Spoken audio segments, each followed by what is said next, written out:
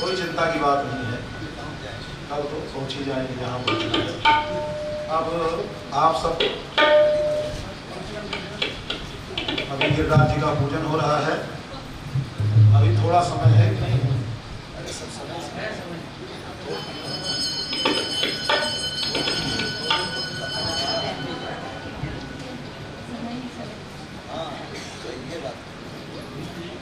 आप सब शांति से बैठ जाएं। मैया भजन कीर्तन तो कबो संगीत वाले को बुला करके सुन लीजिएगा, और आपको को ढोलक पीटना आता है, अपने भी पीट सकती हो, है ना? कथा बहुत कम सुनने को मिलती है, तो आप सबकी रुचि हो तो सुनावे, नहीं तो हमको तो पंडित जी जैसे सत्यनारायण बात जाते हैं ना, वो विद्या हमको आती है। सत्यनारायण की बात कथा बांध जाते हैं ना, लीलावती और तब को एक के साथ में बड़ा कर लेते, तो हमको विद्या पंडितों वाली वो विद्या आती है, उससे कोई संकोच नहीं। कहने का तात्पर्य है कथा सुनना है तो मन लगा करके कथा सुनो, इधर उधर की। ठाकुर जी महाराज ने पूजन कराया, सब अपने यहाँ पूजन करके घर पर वापस आ गए। अब इंद्र को पता चला कि ब्रजमंडल में तो हमारी पूजा हुई नहीं। इंद्र को क्रोध आ गया और इंद्र ने अपने यहाँ से सांवर्तक मेघों को भेजा। सांवर्तक मेघ जानते हो कब प्रकट होते हैं? सांवर्तक मेघ तब आते हैं जब पृथ्वी में प्रलय आना होता है, जल से जब पृथ्वी को लय करना होता है। इतनी मोटी मोटी धाराएं पड़ती हैं और पूरी की पृथ्वी विदीर्ण हो जाती है, पाताल तक पृथ्वी विदीर्ण होती है और सब पृथ्वी जैसे गल करके समाप्त हो जाती है। वो सांवर्तक मेघ होते हैं। अब उन मेघों को भेजा, जैसे कोई बड़ी भारी ट्रेन आवे ज्यादा स्पीड वाली, वो आती है, उसके पहले ही ट्रेन की पटरी जो होती हिलना शुरू हो जाती है ना, और थोड़ी थोड़ी धूल उड़ती शुरू। अब सांवर्तक मेघ इतने बड़े आम हैं, अब उनके आते ही जोर की अंधड़ चली और ब्रजमंडल में धूल उड़ना, बादल घिराए। उसी समय सबने आकर के नंद बाबा से कहा, बाबा हमने कहा था इंद्र का अपमान हुआ, इंद्र नाराज हो गया है, अब क्या क्या करेंगे? बोले हम क्या करेंगे? लाला कन्हैया ने कहा लाला कन्हैया के पास चलो। सब लोग कन्हैया से बोले, कन्हैया ने कहा भाई हम क्या करें, पूजन आपने गिरिराज जी का किया, अब गिरिराज जी जाने। अब गिरिराज जी बोले चलो भाई गिरिराज जी से बात करें। सब लोग आए गिरिराज जी के पास। गिरिराज जी ने कहा कोई बात नहीं, चिंता करने की जरूरत नहीं है, ऐसा करो हमारे नीचे सब आ जाओ। गिरिराज जी के पास हमारे नीचे आओ। बोले भैया कहाँ खोपड़ी मारे? अब ऐसे गिरिराज जी में खोपड़ी मारे तो खोपड़ी फूटेगी अपनी। बोले ऐसे नहीं है तो लाला कन्हैया बोले हमको उठाओ। भैया गिरिराज जी 7 कोस लंबे चौड़े गिरिराज जी है, किसमें हिम्मत है कि उठा लेगा? सबने अपना अपना जोर लगा पर किसी से उठे नहीं। तब गिरिराज जी ने लाला कन्हैया से कहा कि आप उठाओ। लाला कन्हैया ने अपने बाएं हाथ से ही उठा लिया और उठा करके और बाएं हाथ की कनिष्ठिका उंगली पर गिरिराज जी को धारण कर लिया। गिरिराज जी ने कहा जितने लोग हैं पूरे 84 कोस के ब्रजवासी सब इसी में आ जाओ। सब अभी क्यों सब आ गए? अभी तो बारिश नहीं आई ना, सांबर तक मेघ आएगा, उसकी हवा अभी तो उसके आने की सूचना हुई, अभी तक आया नहीं। तब तक जब तक वो सांबर तक मेघ पहुंचे तब तक सारे ब्रजवासी गिरिराज जी के नीचे आकर के आ गए। सब अपनी गैया बछिया सब खटिया मछिया जितना सब लेकर के पहुंच गए। अब ठाकुर जी महाराज अपना गिरिराज को धारण किए हुए हैं। सब ने कहा लाला, भैया ने कहा देखो लाला इतनी देर से गिरिराज धारण किया है, हाथ ऊपर किए। अच्छा 1 घंटा किसी को इसे हाथ ऊपर किए रहे, उसके बाद देखना उस हाथ की क्या स्थिति होती है। हाथ नहीं वो हाथी हो जाएगा, अपने को हथोए हाथी से निकल लगेगा, इतना भारी। भैया ने कहा लाला का हाथ दुख रहा होगा, अरे ब्रजवासियों गोप बालों थोड़ा कन्हैया की सहायता तो कर दो। तब वो सब भी कमजोर थोड़े नहीं, सब ने अपनी अपनी लठिया लगाई, सब ने गिरिराज धारण करने में लठिया लगा ली। ठाकुर जी ने कहा कोई बात नहीं। अब फिर सबने कहा ऐसा लाला थोड़ी देर तो सुखता है, अपनी उंगली हटा ले, हम सबने लगा लिया है। लाला ने कहा ठीक है संभालियो। बोले हाँ संभाल लेंगे कोई बात नहीं। लाला ने जैसे अपनी उंगली नीचे की ताक जितने थे वो लाठी डंडे जितने सब टूट करके बाहर में। बोले लाला ये गिरिराज केवल तेरे को पहचाने, बाकी और किसी के बस की बात नहीं है। देखो धर्म को धारण करना केवल ठाकुर जी के बस की बात है। धर्म ना तो कोई प्रचारक, ना कोई साधु, ना कोई महात्मा, और इन साधु महात्मा के रूप में भी जो आते हैं वो ठाकुर जी के स्वरूप ही आकर के धर्म का संवर्धन और धर्म की सेवा करते हैं। ठाकुर जी ही धर्म को धारण करने वाले हैं, और कोई दूसरा कहे तो किसी दूसरे लठिया भले लगा लो, कोई सेवा करना अपनी लठिया लगा लो भले, और धर्म को धारण करना तो ठाकुर जी के ही बस की बात है। ठाकुर जी महाराज ने गिरिराज को धारण, अब तब तक सांवर्तक मेघ आ गया। जब सांवर्तक मेघ आ गया तो अब भैया जब आपने कहा कि इतनी मोटी मोटी धारा पड़ती है और ब्रजमंडल में तो एक पानी का कण भी नहीं दिखाई दिया, तो आखिर इतना जल गया कहाँ? भगवान श्री हरि ने अपने सुदर्शन चक्र को कहा पूरे 84 कोस ब्रजमंडल में एक बूंद भी नहीं गिरनी चाहिए। अभी तक जितना हवा से पेड़ पौधे इधर उधर है वो भी ठीक हो जाए, जो रास्ते भी इधर उधर मटमैले हो गए तो वो भी सब ठीक हो जाए, और एक बूंद भी नहीं गिरनी चाहिए। सुदर्शन चक्र 84 कोस ब्रजमंडल में मंडराने लगे। अब सांवर्तक मेघ आए और जितना बारिश किए, अब कैसे होता है अब इतने समझिए, जैसे सुदर्शन जी क्या है बताए ना आपको, सूरज सहस्रारि शिखाति तीव्रम सुदर्शनम भास्कर कोटि तुल्यम। एक सुदर्शन जी के आर्य में करोड़ों सूर्य की शक्ति है ना, और ऐसे सहस्रार है। एक सूर्य प्रकट होते हैं तो शरीर से वायु को कितना, या पृथ्वी से कितने जल को खींच लेते हैं, सूर्य ना जल को खींचते हैं, और करोड़ों सूर्य का अरबों खरबों सूर्य एक साथ प्रकट हो जाए तो क्या स्थिति होगी? ऐसे स्थिति भई जैसे तवा चढ़ा हो चूल्हा पर, तवा चढ़ा हो चूल्हा पर और आप पानी में उंगली डालो और उंगली डाल करके तवा पर छींटा मारो तो छन्न से करके और जल उसी में जल करके सब खत्म हो जाएगा। ऐसे ही सुदर्शन जी के ऊपर सांवर्तक मेघों का जितना जल था वैसे पड़ा और सब जय सियाराम हो गया, सारा जल समाप्त, और काले काले मेघ और सफेद सफेद होकर के, जैसे क्या होता है हो जाता है ना, सफेद हो जाता है ना, पांडुरोग हो जाता है। काले काले मेघ आए और पांडुरोगी होकर के लौट करके वापस गए। इंद्र की सभा में क्या हुआ? बोले भैया हम सब गए थे और यही दशा हो गई। बोले क्या? बोले गए थे ब्रज को बहाने के लिए, और हम ही सब बह करके चले आए यहाँ तक। बोले हुआ क्या? बोले हुआ कुछ नहीं, कन्हैया का नाम है अनाथ ब्रह्मचारिणी नमः। और जो ब्रह्मचर्य और ब्रह्मचारी से द्वेष करेगा तो कंकाले न होगा, उसके शरीर में कुछ नहीं रह जाएगा। इसलिए हमारा सबके शरीर के सारे सब तो खत्म हो गए हैं, अब शरीर में कोई दम नहीं रहा। अब क्या करें? अब जैसे ही पता लगा, बोले हुआ कैसे? बोले भैया वो पूरे ब्रजमंडल में सुदर्शन चक्र घूम रहा है। अब उसके सुदर्शन चक्र के आगे किसकी शक्ति काम करेगी? हम सबको जब तक पता चला कि सुदर्शन चक्र है तब तक तो हम सब खाली हो गए। अब बाद में पता चला, जैसे ही सुदर्शन चक्र का नाम सुना इंद्र ने डर गए। भगवान श्री हरि का सुदर्शन चक्र है और सुदर्शन चक्र का प्रतिकार कोई नहीं है। अब डर के मारे अब जाए कैसे जाए?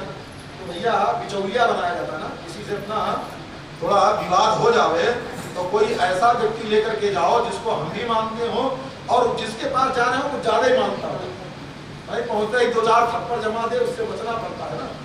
तो ऐसे ही गए कामधेनु के पास। कामधेनु के पास जा करके कामधेनु से निवेदन किया, हमसे गलती तो हो गई, ब्रजमंडल को हमने उड़ाना चाहा। कामधेनु कहा डाल काम तो बहुत गलत किए भाई, ब्रजमंडल में क्या है? गाय गाय है, गोवंश ही है, हमारे वंश को ही नष्ट करना चाहे और हम ही से सहायता मांगने आए हो। बोले मैया हुआ तो कुछ नहीं, गलती हमारी है, पर आप चलो, आप आगे रहोगी तो हमसे श्री कृष्णचंद्र नाराज नहीं हो। आगे कामधेनु को करके सुरभि गाय को आगे करके आए और आ करके इंद्र ठाकुर जी महाराज से प्रार्थना किए। ठाकुर जी महाराज ने इंद्र से कहा देखो शरीर में अगर ज्यादा शक्ति होवे तो फिर क्या करना चाहिए? उससे दूसरों की मदद करनी चाहिए। अधिक शक्ति हो, अधिक ताकत मिल जाए तो किसी को नष्ट करने में लगाओगे तो स्वयं भी नष्ट हो जाओगे। इस प्रकार इंद्र को समझा करके ठाकुर जी महाराज ने इंद्र को वापस भेज दिया। फिर सुरभि ने कहा कि वास्तव में हमारे तो स्वामी आप ही हैं, हम चाहती हैं कि आपका अभिषेक करें। सुरभि ने अपने चारों थनों से भगवान श्री कृष्णचंद्र का अभिषेक किया और भगवान को गोविंद के पद पर अभिषेक किया। गोविंद कुंड वही है बगल में, गिरिराज जी के बगल में, और दिव्य कुंड है वो। अब ऐसे ही दिव्य कुंड से स्नान कराया, दुग्ध से स्नान हुआ, ठाकुर जी महाराज गोविंद पर पद पर स्थित हो गए। अब गांव के जो लोग थे वो सब एकत्रित हुए। एकत्रित होकर के नंद बाबा से बोले बाबा हमारे यहाँ भी बेटा बेटी हैं, हमारे यहाँ भी बेटा बेटी हैं, पर हमारे बेटा बेटी तो कभी एक माटी का ढेला भी नहीं उठा पाए और आपका लाला इतना बड़ा गिरिराज कैसे उठा लिया? हमको शंका होती है ये आपका लाला ही नहीं है, कुछ और है। बाबा को आया दिखाया, देखो एक तो हमारे लाला ने मदद की, सबकी सहायता की, अब कह रहे हैं कि ये लाला आपका नहीं, लाला किसी और का लाला है। जोर से बाबा ने आवाज लगाई, जसोदा। भैया ने कहा हाँ ऐसा करो, वो गर्गाचार्य जी ने जो कुंडली बनाई थी ना, वो कुंडली लेकर के आओ। भैया ने सोचा लाला ने हमारे इतना बड़ा काम किया, पूरा गिरिराज पर्वत उठा लिया, अब लाला के वीर और उसका यश इतना फैल गया है कि जितनी बेटी बेटा वाले हैं सब आ रहे हैं हमारे लाला से ब्याह करने के लिए। भैया ने सोचा भाई कुंडली कब मंगाई जाती है? जब कन्या और वर का मिलान कराना होता है गुणों को, तभी कुंडली मंगाई जाती, बिना मतलब कुंडली मंगाई नहीं जाती। जैसे ही कुंडली मंगाया गया, भैया बड़ी प्रसन्नता से आई और दरवाजे पर आकर के पूछी कौन बेटी वाला आया? बाबा से कोई बेटी वाला तो नहीं है, गांठ का गोविंद अपने से जा रहा है और तुझको तो ये बेटी की लगी है। मैया को पता चला, मैया ने तो फिर सुनाना शुरू कर दिया। मैया को सबने चुप कराया, मैया हम ऐसी बात नहीं कर रहे, हम तो आपके लाला के बारे में केवल जानना चाहते हैं कौन लाला है। अब कुंडली खोली और कुंडली खोल करके बाबा ने बाचना शुरू करा। देखो गर्गाचार्य ने कहा है वर्णस्त्रयाकलस्यास्ते गृणेतो निगमतनु शुक्लो वरक्तस्तथापीत इदानीं कृष्णतां व्यक्ता। अब क्या बोले? वासुदेव इति श्रीमान अभिज्ञा संप्रत्यक्षते बहून संधि नामानि रूपाणि च सुतस्य च। अब कहते हैं तस्मानंदात्मजोयम ते नारायण समो गुणई। गर्गाचार्य जी ने कहा है नारद जी नंद जी महाराज, ये बालक आपका नारायण के समान गुण वाला है, इसलिए इस पर श्रिया कार्त्यानुभावेन तत्कर्मसु न विस्मया। श्री और कीर्ति में नारायण के समान होगा, उसके कार्य पर कभी विस्मय नहीं करना। अब देखो, हमारी बात पर न मानो तो न मानो, कम से कम ऋषि मुनि की बात मान करके तो कुछ कान करो, कुछ लज्जा करो। ऋषियों की बात को झूठी नहीं मानना चाहिए। सबने बाबा को प्रणाम किया। बाबा, हम भी जानते हैं कि ऋषि का वाक्य है, पर हम ये चाहते हैं कि आपका लाला जब नारायण के जैसा है, अब सारी जिंदगी तो हम सब यही ब्रज में रहे, जंगल में रह गए, अपने लाला से आप कहो कि लाला हमको जो है वैकुंठ का दर्शन करा देवे। अब सब लोग आए और आकर के लाला से कहा कि हमको वैकुंठ का दर्शन कराओ। उसके पहले की लीला है, ठाकुर जी महाराज आ गई, शिवरात्रि का दिन आ गया। शिवरात्रि के दिन नंद बाबा और सब लोग ब्रजवासी लोग मिल करके गए भगवान शंकर का पूजन करने। शिवरात्रि का मतलब रात्रि का मतलब रात्रि में जागरण करना। नवरात्रि का मतलब ऐसे नहीं होता है। नवरात्रि का मतलब नवरात्रि करते हैं, नवरात्रि को नवरात्रि जागो, तो नवरात्रि की भाई, और दिन भर को व्रत करो, रात्रि में भांगड़ा करो, पता नहीं क्या क्या करो, तो वो नवरात्रि नहीं है। बैठ करके रात्रि भर अनुष्ठान करो, नवरात्रि इसलिए आती है। तो जो शिवरात्रि को रात्रि में जागरण, रात्रि में अभिषेक करें। और बाबा आनंद आज सब लोग मिल करके जमुना जी के किनारे एक बहुत दिव्य मंदिर था, उसी में जा करके भगवान शंकर का अभिषेक कर रहे। ठंडी का दिन होता है, तो बहुत देर करते करते नंद बाबा को थकान लगी। अब रात्रि का जब द्वितीय प्रहर आ गया, तो सब आ करके अभिषेक से खाली होकर के सब अपने अपने बिस्तर में रजाई ओढ़ के सो गए। उसी समय एक अजगर था, सुदर्शन नामक अजगर था, वो आया और आ करके नंद बाबा को निगलना प्रारंभ किया।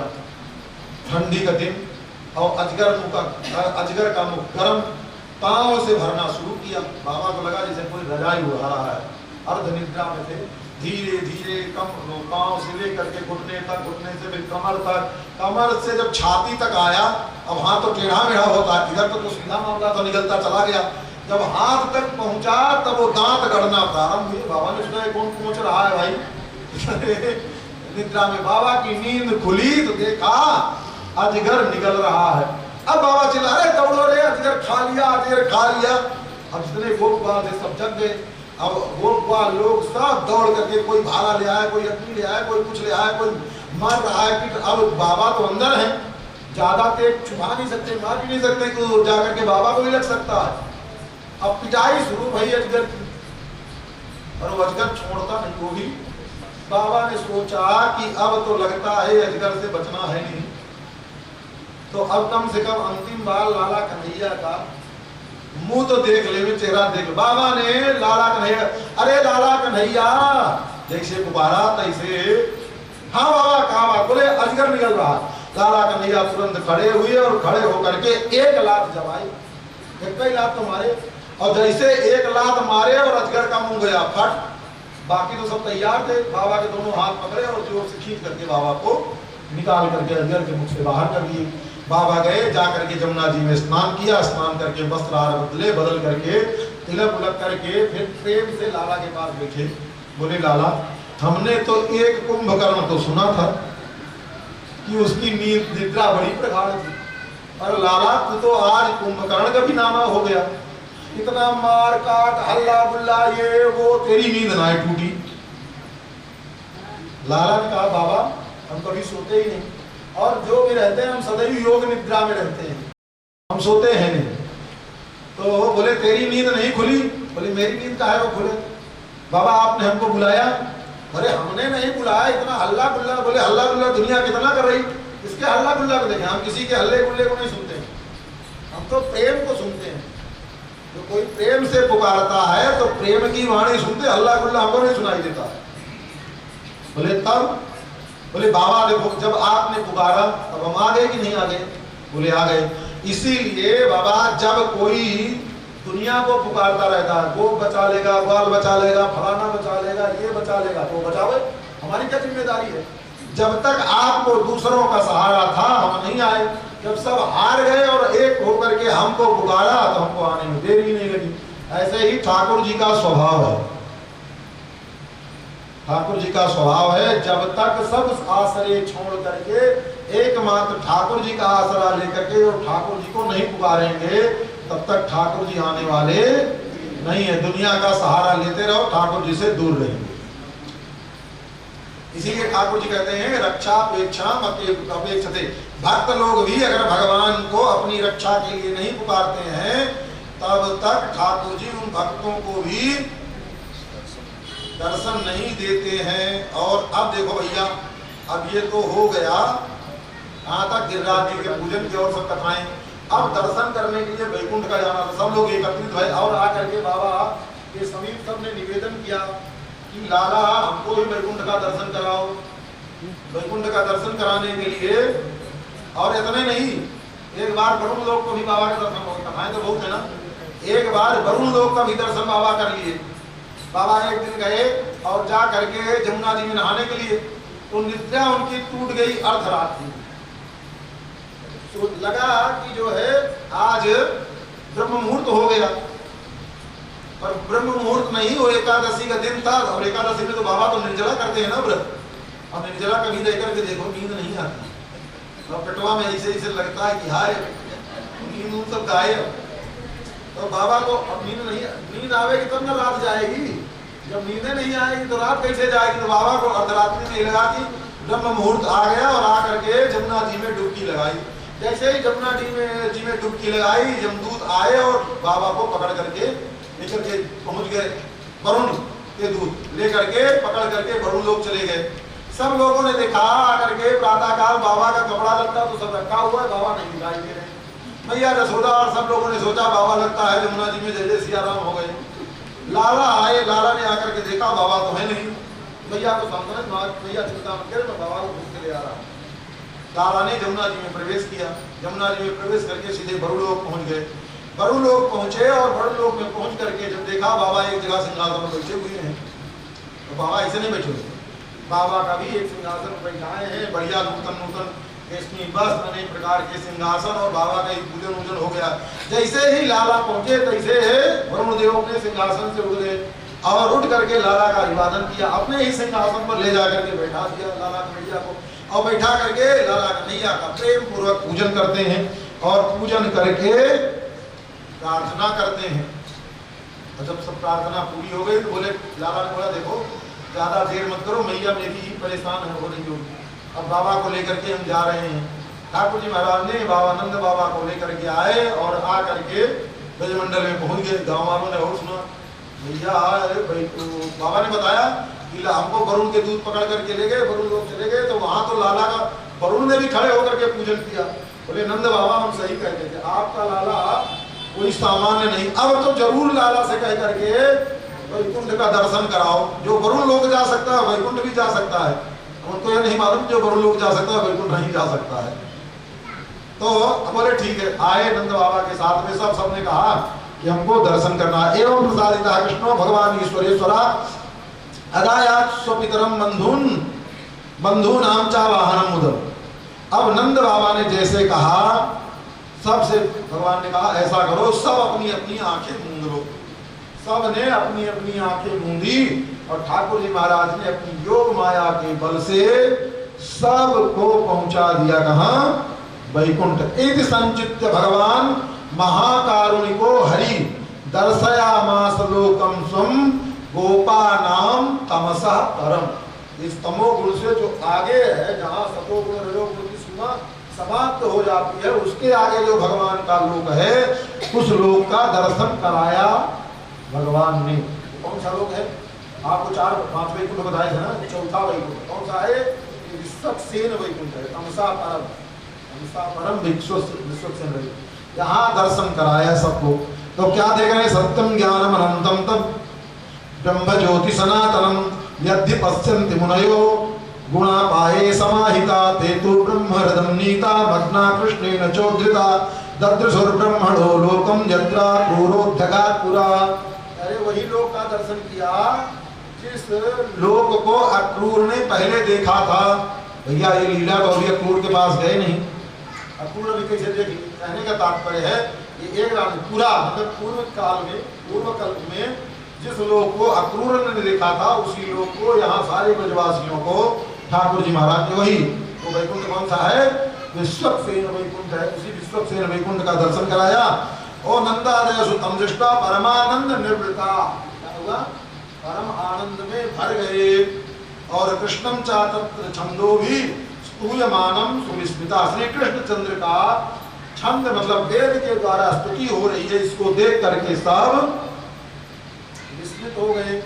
विस्मित मतलब सब भुलाए गए, विस्मित होने का मतलब है सब भुलाए गए। पर ब्रजवासी बोलते हैं भैया यहाँ तो मेरा मन नहीं लग रहा है, इससे अच्छा तो हमारा ब्रजमंडल है, वहीं ले चलो।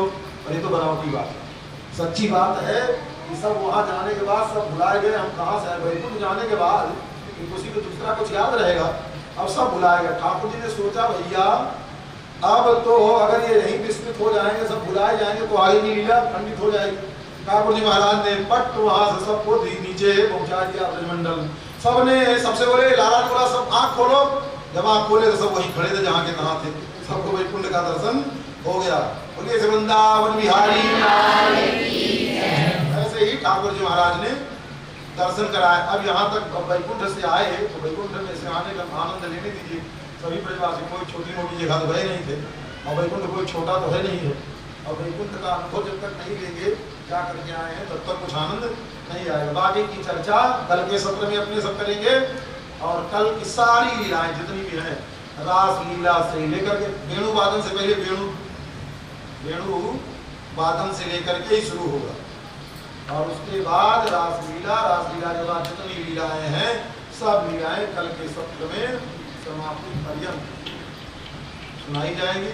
जिसको जिसको अच्छे से सुनना है वो आएगा, अब जिसको जितने समय में जिसके पास देखो जो कम वक्त होता है, जिसके पास कम वक्त होता है वो कम वक्त होता है, क्या होता है, जिसके पास वक्त कम होता है वो कम वक्त होता है, और जो कम वक्त होता है उसको फिर समय कम मिलता है, फिर ज्यादा उसको नहीं मिलता है। आप सबको क्या लेना है आप सबके ऊपर निर्भर करता है। स्वामी जी महाराज आए हैं, थोड़ी देर आशीर्वाद देंगे, फिर आगे की लीला। हाँ बिल्कुल, जाओ माइक तो पहले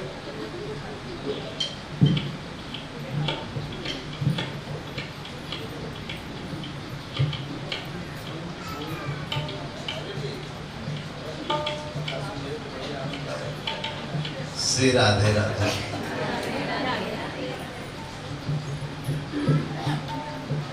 देखिए अगर रसमलाई में गुड़ की जलेबी मिल जाए तो सब गड़बड़ हो जाता है, होता ही नहीं। दोनों का स्वाद कौन कौन चखा है? गुड़ की जलेबी तो खाए नहीं, दिल्ली वाले तो खाए नहीं होंगे। तो पाचक वही होती, रसमलाई को भी गुड़ की जलेबी पचा देती। वाह, आइए भगवान का स्मरण करते हैं। श्रीमन नारायण श्रीमन नारायण श्रीमन नारायण नारायण नारायण श्रीमन नारायण श्रीमन नारायण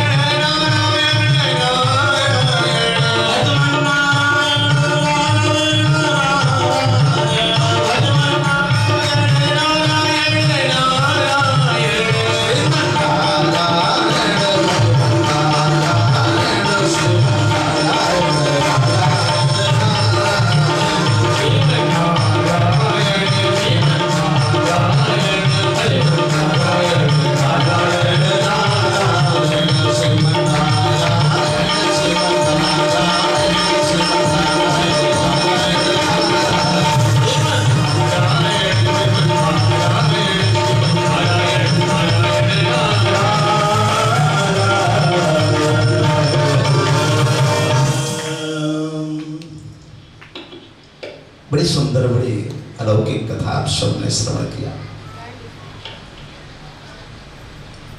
सदैव भगवान के भक्त को ही अहंकार होता है कि नहीं होता?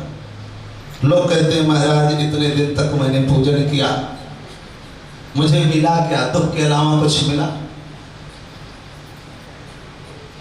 लेकिन जब जीवन में दुख का अंत होता है तो क्या प्राप्त होता है? सुख का अनुभव होता है। ऐसे एक बार गरुड़ महाराज जी को भी अहंकार हो गया कि तीनों लोग का भार तो हमारे ठाकुर जी लेके डोलते और ठाकुर जी का भार मैं लेकर के ब्रह्मांड में घूमता। वाहन थे, ठाकुर जी को लेकर के विचरण करते थे। तो ऐसे उनको भी अहंकार हुआ। तो भगवान का आहार क्या है? अहंकार है। भगवान का आहार क्या है? अहंकार होता है। और जिससे भगवान प्रेम करते हैं उसको अहंकार आने भी नहीं देते। बाबा तुलसीदास जी कहते हैं कि सुना होता अकथ कहानी समोझत बनाए न जाए बखानी। गयो गरुड़ जह बसई भुषुंडा। जब अहंकार हो गया भगवान से बोले तो भगवान ने कहा कि एक बात बताओ, हम तो कभी बैठते ही नहीं आपके ऊपर, तो महाराज किसको लेके मैं डोलता हूँ? बोले ये तो मेरे प्रतिबिंब को, मेरे स्वरूप को, मेरे विग्रह को लेके। यदि मैं बैठ जाऊं तो तिनके का भार भी हमारा आप नहीं सह सकते। बोले आज पूरी ताकत लगाकर बैठो और मैं उड़ूंगा। भगवान ने कहा ऐसा है कि मैं सर पे हाथ ही रखता हूँ आपके पीठ पर और तुम उड़ो। भगवान ने जैसे हाथ रखा और फड़फड़ा रहे हैं, एक क्षण भी ऊपर जाने की तो सोचो, पृथ्वी पर और धंसते चले जा रहे हैं। चिल्लाए बोले महाराज बचाओ, नहीं मर जाऊंगा, हाथ हटाओ। भगवान ने कहा क्या हुआ? अभी तो मैं अपना हाथ ही रखा हूँ, बैठ जाता तो क्या होता? बोले महाराज गोविंदाय नमो नमः। फिर तो चल बसते दुनिया में। तो ऐसे हम जीवन में क्या करते हैं? परमात्मा के समीप जब जाते हैं, भी आपने ब्राह्मण पत्नियों की कथा को सुना। माताएं क्या होती हैं? उनका भाव वात्सल्य होता है, सबको पुत्र के रूप में ही देखती हैं। और वह ब्राह्मण पत्नियों ने भी भगवान कृष्ण की महिमा को जाना। यद्यपि वेद वेदांत को पढ़ने वाले, भगवान की कैंकर्य सेवा करने वाले, जब ग्वाल वालों ने जाकर के बताया कि महाराज श्री आए हैं, उनको भूख लगी है, तो उन्होंने सोचा कि बच्चे हैं ये, वो दंडता करते हैं, डांट करके भगा दिया। लेकिन जब ब्राह्मण पत्नियों के पास गए तो अपने सिर पर भगवान की प्रसादी जो घर में बनी थी ठाकुर जी को भोग लगाने के लिए, वह ठाकुर जी को पवाने के लिए चली गई। ये ब्रज की महिमा है। कभी ब्रज में जाओ तो ब्रज पत्नियों का भाव होता है। हमारे यहाँ तो शायद ये जितने बिहारी कॉलोनी वाले हैं, गिरिराज जी दर्शन तो इतनी बार किए होंगे कि गिनती नहीं है। क्योंकि मैं तो जानता हूँ सबको, और सब बड़े संस्कारी, भगवत प्रेमी, भगवत पारायण, भगवान के परम भक्त, तो सब आप सब तो ब्रज की महिमा खूब जानते हैं। तो भगवान जी को पाने के लिए एक बार एक छोटी सी कथा समझाने के लिए, जब इतना बड़ा अहंकार हुआ, गरुड़ जी के पास गए तो गरुड़ जी से पूछे कि बताओ भगवान की महिमा मुझे सुना दीजिए। तो भगवान की महिमा तो भगवान का भक्त ही बता सकता है, लेकिन उससे भी अगर पूछा जाए कि भगवान है कौन, तो वो भी बेचारा आश्चर्यचकित हो जाएगा कि अभी तक भगवान को पहचाना नहीं, देखा नहीं, समझा नहीं। मैं तो एक किनारे बैठ करके केवल रसास्वादन कर रहा हूँ, और भगवान की क्या गुणगान करूँ, क्या व्याख्यान करूँ। ब्राह्मण पत्नियों ने भगवान का दर्शन किया, भगवान को भोग लगाया, आह्लादित हुई, आनंदित हुई। ब्राह्मणों ने भी जाकर के खूब आनंद में सुख भोग किया कि आज हमारी पत्नियों के कारण से भगवान के दर्शन हुए मुझे। तो आपको पहले दिन में 10 मिनट के लिए समय लगा कि 4 लोगों को ठाकुर जी ने चतुर्भुजी दर्शन किया। दिया, माता पिता को दर्शन दिखाया कि डरो मत, मुझे ले चलो नंद बाबा के यहाँ, मैं सब देख लूंगा। और उधर भीष्म पितामह को दर्शन दिया, और उधर परीक्षित जी को गर्भ में ही चतुर्भुज रूप में उनकी सुरक्षा करने के लिए गए थे ना, माँ के गर्भ में प्रवेश करके परीक्षित को दर्शन दिया। परीक्षित जी उसी परमपिता परमात्मा को पाने के लिए बहुत दुखी थे। तो भगवान सदैव अपने भक्त के हृदय में वास करते हैं, उनका अन्यत्र कोई स्थान ही नहीं है, केवल आपका भाव सुंदर है। और भगवान जब भगवान को पाने की आपकी लालसा होगी, जैसे कथा श्रवण, ये जो कथा आप सुन रहे हैं, ये नाच गा के समय व्यर्थ नहीं हो रहा है, सक्षरशः एक एक श्लोक का वर्णन कर रहे हैं पूज्य महाराज श्री। बाल सखा है, हम सब तो सुने ही है, दुर्भाग्य हमारा है कि पड़ोस में आने के बावजूद भी कथा नहीं सुन पाते। चूंकि अभी ने कहा कि अभी आपने बताया नहीं कि जिसका वक्त का, जिसके पास वक्त ना हो उसको क्या कहते हैं, कम वक्त। तो हम सब तो वास्तविक वक्ता हैं, लेकिन कम वक्त वक्ता हैं। अपनी तो सुना सकते हैं लेकिन किसी के सुन नहीं सकते, और ये दुर्भाग्य है। भगवान की महिमा का गुणगान यदि सुनने को मिल जाए तो बहुत बड़ी बात है। क्योंकि नवधा भक्ति में पहली भक्ति का गुणगान आया है, श्रवण करना ही कठिन है। और आप सब तो बैठ करके आज हमारी ख्याल 7वां दिन है, और 7 दिन से भगवान जी का रसास्वादन कर रहे हैं। एक बार क्या हुआ, आकाश मंडल से आपस में जैसे चर्चाएं होती नहीं कि आपने क्या किया, मैंने क्या किया, उन्होंने क्या किया, कैसे, तो एक बूंद पानी का, अभी आपने बताया ना महाराज श्री ब्रज को डुबाने के लिए मेघदूत आए कि ब्रज को डुबा दूंगा, देखो क्या करते हैं ब्रजवासी। तो ये तो बड़ी कहानी, तो बड़ी विचित्र है भैया। गिरिराज जी की महिमा का वर्णन करते रहो, दिन भर कथा ही ना खत्म हो। लेकिन ये कि सार सार को कह रहे थोथा दे उड़ाए, जो अच्छी कथा है उन कथाओं को श्रवण करो और बाकी को तो धीरे धीरे करके आगे बढ़ते। तो ब्रज मंडल में डुबोने के लिए आए थे, वो खुद ही डूब करके चले गए। तो एक आकाश मंडल से बूंद कई आपस में थे, तो बोले चलो मैं बताता हूँ कि सागर की गहराई क्या है। पूछा आपस में कि तुम कभी समुद्र देखा है? बोले हाँ देखा हूँ। कितना गहरा है? बोले ये तो पता लगा करके मैं बता दूंगा। कैसे? बोले चलो नीचे।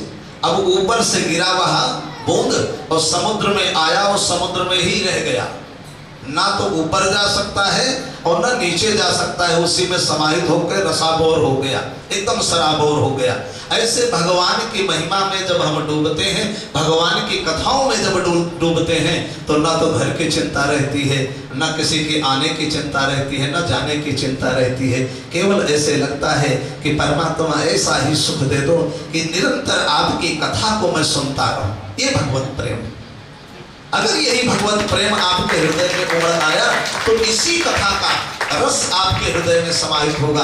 अन्यथा तो इस कान से सुनो और उस कान से निकाल दो। महाराज जी आए, 7 दिन 8 दिन नाचे गाए चले गए। अब आजकल तो कथा नहीं हो रही है, केवल नाच गाना हो रहा है। 3 घंटे में कौन सी कथा सुना दिया जाए? तो नाच गा करके कैसे भी, वो कहते हैं ना अपने यहाँ की बर मरे या कन्या पंडित जी को दक्षिणा से काम, तो 7 दिन की कथा की अपनी दक्षिणा लिए चले गए। सुने तो सीताराम, नहीं सुने तो जय सीताराम। लेकिन वास्तविक जो कथा का श्रवण पान आप सब कर रहे हैं, इसका परम आनंद आप उठा रहे हैं, ये बड़ा सौभाग्य आप सबका है। आज गिरिराज जी का पूजन हुआ है, भगवान की महिमा का गुणगान हुआ है, और आपने ब्रज पत्नियों के द्वारा जो आपने कथाएं श्रवण, कथा तो बहुत है, अभी बहुत सारा है, कल ही शायद विराम भी है, लेकिन अंत भला तो सब भला। कल हम भी आएंगे समय से और आप सब भी आएंगे। कितने बजे आते हो आप सब?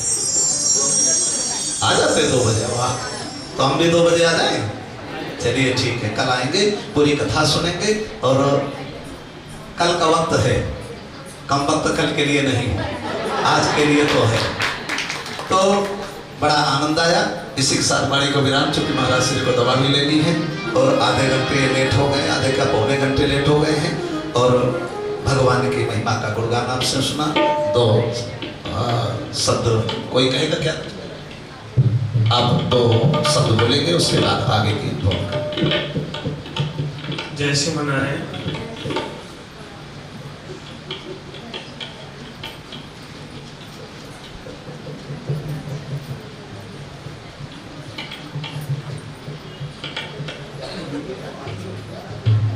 जय श्री मन्नारायण। और आप सबको बहुत लेट हो रहा है, वैसे क्षमा प्रार्थी है, पर हमारे बीच हमारे स्वामी जी इन पिताधीश्वर जी आए हुए हैं, उनका फूल माला द्वारा स्वागत किया जाए। बैठ दो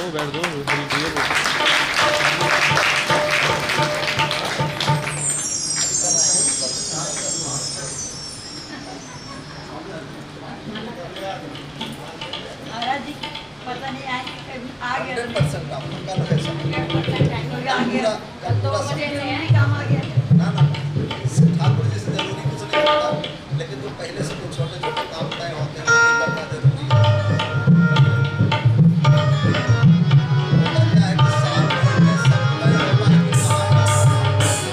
इधर छलिया मोहन हम भी तुमको दिल दे बैठे हैं, मुरलीधर छलिया मोहन हम भी तुझको दिल दे बैठे हैं, मुरलीधर छलिया मोहन हम भी तुमको दिल दे बैठे छलिया मोहन हम भी तुमको दे बैठे। तुम पहले से ही तुम तो न थे, एक और मुसीबत ले बैठे। तुम पहले से ही तुम तो न थे, एक और मुसीबत ले बैठे। मुरलीधर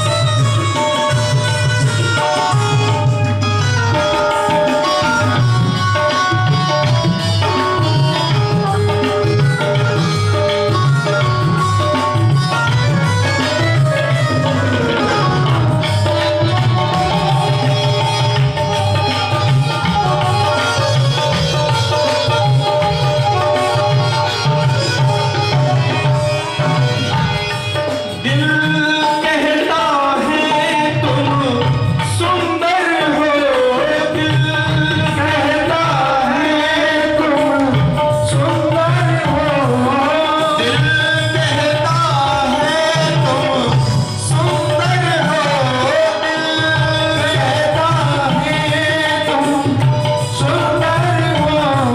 आँखें कहती दिखलाई दो, आँखें कहती दिखलाई दो। तुम मिलते नहीं हो आकर के, तुम मिलते नहीं हो आकर के। हम कैसे कहें देखो ये बैठे, मुरलीधर छलिया मोहन हम भी तुझको दिल दे बैठे। मुरलीधर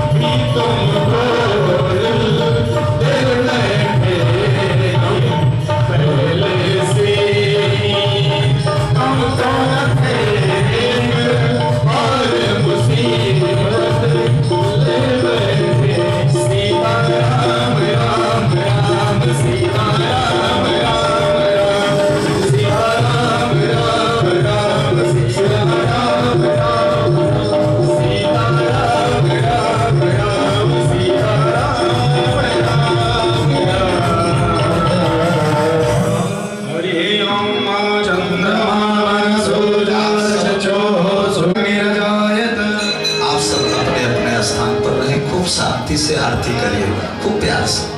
भगदड़ मत मचाओ, धक्का मुक्की मत करो। भगवान से अगर प्रेम करते हो तो खूब मजे से एकदम आनंद। जो जहाँ कोई आरती करे ना करे, देखने का जो पुण्य है वो करने का पुण्य नहीं है। क्योंकि करने वाले का तो दिमाग आरती करने में रहेगा, देखने वाले का मन केवल ठाकुर जी के चरणों में रहेगा। तो आप सब देखो, खूब आनंद लो और सब बैठे रहो। बहुत बार बार पैर छोड़ने की जरूरत नहीं है, हम यही हैं। जब कहोगे तब आ जाएंगे, कहोगे 2-4 घंटा ही बैठे रहेंगे, लेकिन डिस्टर्ब न करो समय। गिरिधर तेरी आरती गाऊं, हे गिरिधर तेरी आरती गाऊं, हे गिरिधर तेरी आरती गाऊं, हे गिरिधर तेरी आरती गाऊं। मोर मुकुट माथे पे सोहे, मोर मुकुट प्यारी बंशी मुनि मन मोहे, प्यारी बंशी मुनि मन मोहे। देखी छवि मैं बलि बलि जाऊं, देखी छवि मैं तो बलि बलि जाऊं। शिवा की बिहारी तेरी आरती गाऊं।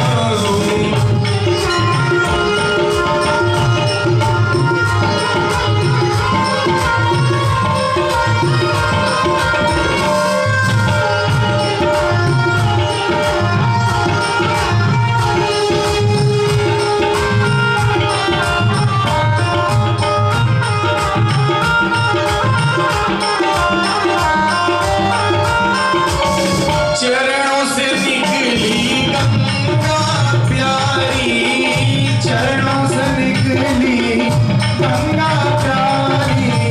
जिसने सारी दुनिया तारी, जिसने सारी दुनिया तारी। उन चरणों की मैं दर्शन पाऊं, चरणों के मैं दर्शन पाऊं। शिवा की बिहारी तेरी आरती गाऊं, शिवा के बिहारी तेरी आरती गाऊं।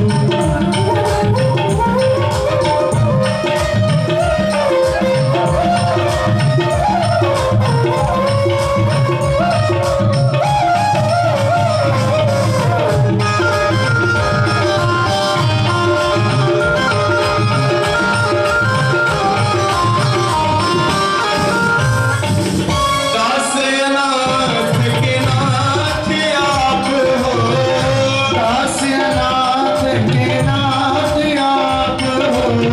सुख दुख जीवन साथ आप हो, सुख दुख जीवन साथ आप हो। उन चरणों में मैं शीश झुकाऊं, चरणों के मैं शीश झुकाऊं। शिवा के बिहारी तेरी आरती गाऊं, के बिहारी तेरी आरती गाऊं। श्री हरिदास के प्यारे तुम हो, श्री हरिदास के प्यारे तुम हो। मेरे मोहन जीवन धन हो, मोहन जीवन धन हो। प्यारी छवि तेरी मन में बसाओ, प्यारी छवि तेरी मन में बसाओ। शिवा की बिहारी तेरी आरती गाओ, शिवा के बिहारी तेरी आरती गाओ, शिवा के बिहारी तेरी आरती गाओ।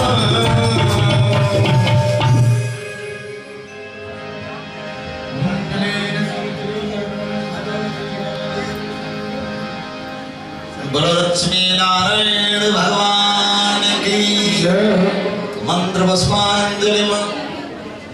हरि ओम जगन्नाथ जगन्नाथ देवा स्वामी धर्माय प्रथमान्या सन्ना ते हरारं महिमाना सचन्द्र यत पूर्वे साध्या सन्ति देवाः। कृष्णाय वासुदेवाय हरये परमात्मने प्रणत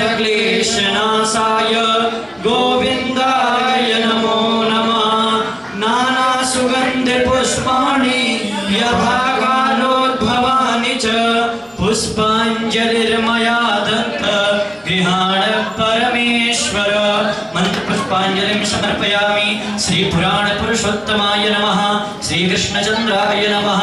बोलो श्री कृष्णचंद्र भगवान की जय। श्रीमद्भागवत भगवान की जय। श्री व्यास जी महाराज की। श्री जगन्नाथ भगवान की जय। श्री अयोध्यानाथ भगवान की जय। श्री द्वारिकाधीश भगवान